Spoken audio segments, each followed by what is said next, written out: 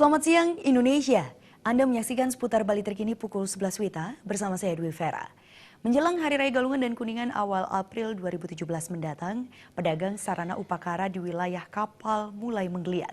Masyarakat sudah terlihat mencari sejumlah sarana upakara seperti perlengkapan penjor. Menyambut Hari Raya Umat Hindu Galungan 2 pekan lagi, sejumlah pedagang sarana upakara mulai terlihat menggeliat di kawasan Kapal Mengwi.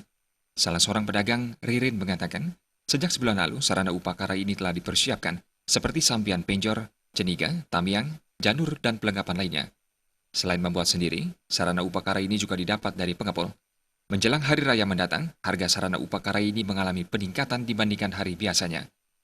Hal tersebut dikarenakan naiknya harga bahan, seperti sampian penjor harganya Rp10.000, yang biasanya harganya Rp8.000, sementara ceniga Rp15.000, tamiang berkisar Rp15 hingga Rp30.000, kolong-kolong Rp20 hingga Rp50.000, dan tali penjor harganya Rp25.000. Naik lagi dikit gitu kalau soalnya bahannya naik. Ya tukang jahitnya kan pasti naik harganya, ongkosnya.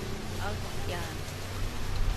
Kalau tidak dinaikin, nanti tukang jahitnya tidak mau jahit, ya buat bikinnya.